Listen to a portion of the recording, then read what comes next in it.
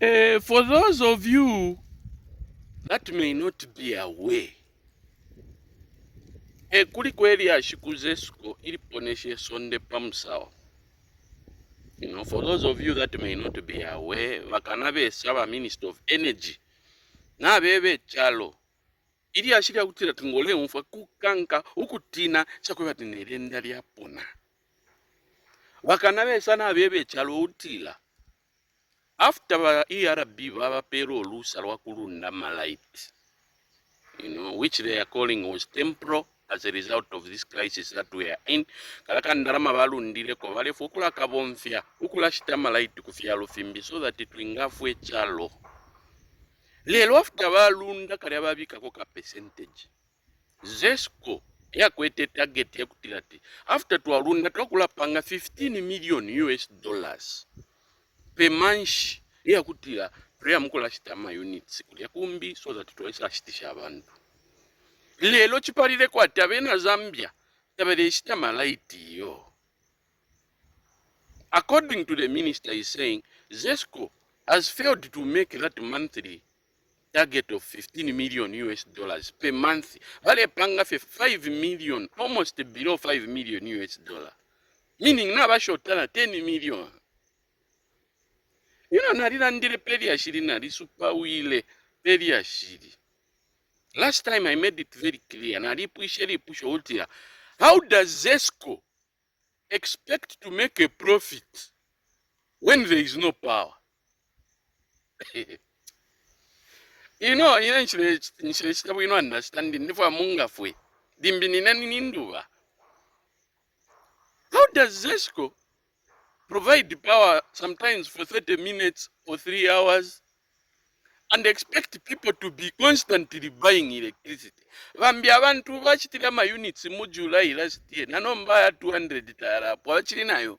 Muna ndwakwe batama hours ama right ya shima. Is too much. Tayari sera ma units.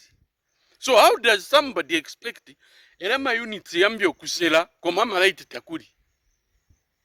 Abantu and these are the same people that are encouraging people. Shitani ya masola kule ma advert shitani ya masola mayanda. Chimo chine ya chakutira ula running a restaurant. Ureba abantu kula ndwa kwa demand ya fula sana. Utira mule ya mwa yako na kuangirirayo ni mwali yako enkoko kula kwanisho kunaila bonse imu. Dili abantu ba umfa ili ya message. Wambo kula alia kulia kuma angirirayo. Ero wambo kuli rotira tulefiro kupanga lenti abantu wote baleshika bwali. Kwangala, do you understand? Kwangala kubuta, we need to put the house in order there. Ngachakwe batama units ZESCO balefu ayale esera mayanda. You need to increase the hours of power supply. It's common sense. If people have more hours of power, of electricity, yarama units yakala sela, people will be buying units on a regular basis. Number, amalaiti yama hours nga ya chepa. Yakula sela sela yama units. Unless ngachakutira kuli magic, kuli ule kulama units. Na turara tuashiri 100 units mairo tuazanga 19 na wakula. Then there will be that arrangement. Because there is no way that you can expect a miracle. Abantu bambia kushite fema units on impulsive shopping. Chitalu, muli ma units ya ngomo. Umwana alandotire muli 300 units. Okay. Fichili fingi. Shitira mwana yambia 700. For what? If ZESCO wants to increase the sales, to meet those targets, you need to increase, first of all, the hours of power supply. The Minister of Energy should know that. The low percentage, that 5 million, they are buying electricity to amount to that 5 million US dollars. That is even too much when you look at the hours of how many hours people have electricity in homes.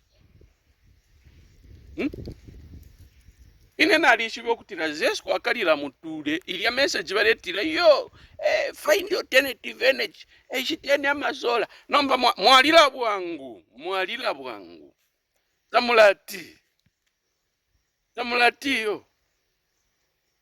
Because there is no way that cosmetic arrangement, that familiarity with clients, you start telling people to buy alternative competitive ntwani kanepa. Nomba imwe mukalapo kakwise ndalama. Tamulati ukulira. Lolele. What we require from ZESCO is increase ama hours yama light abantu wale quarter so that yale ama units yambi okusela.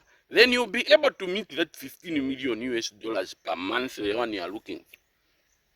But as things stand, excuse me.